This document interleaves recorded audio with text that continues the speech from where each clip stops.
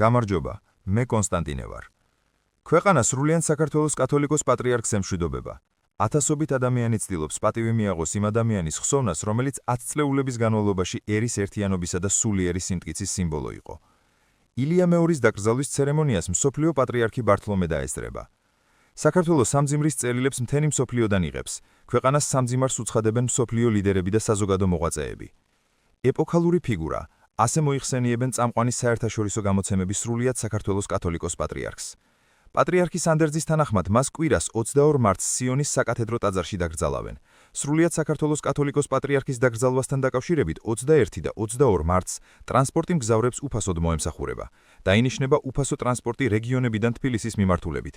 სპეციალურად შექმნილი სახელმწიფო კომისიის გადაწყვეტილებით მგზავრებს უფასოდ მოემსახურება საქართველოს რკინიგზაც. ომი გრძელდება ახლო აღმოსავლეთში. საუდის არაბეთში სამრეფის ნავთობგადამამუშავებელ ქარხანაზე დარტყმა განხორციელდა. საუდის არაბეთი უფლებას იტოვებს ირანის საპასუხოდ სამხედრო ზომებს მიმართოს. არაბული და ისლამური ქვეყნების საგარეო საქმეთა მინისტრები ირანს თავდასხმების შეწყვეტისკენ მოუწოდებენ. თუ ირანი თავს დაესხმა კათარს, ტრამპის სამხრეთ პარსის გაზის მთელი საბადოს მასიური აფეთქებით იმუქრება. თეთრი სახლის ადმინისტრაცია ირანში სახმელეთო ოპერაციებისთვის ათასობით სამხედრო მოსამსახურის გაგზავნის საკითხს განიხილავს. ევროპარლამენტის ყმეზე დიდი პოლიტიკური ჯგუფი წლების წინ იუგოსლავიის სადაზვერვო სამსახურთან სავარაუნდო თანამშრომლობაზე მარტა კოსის გამოკითხვას ითხოვს. ამ და სხვა მნიშვნელოვან ამბებს პრაიმ ტაიმის გვერდზე წაიკითხავთ. შეხვედრამდე.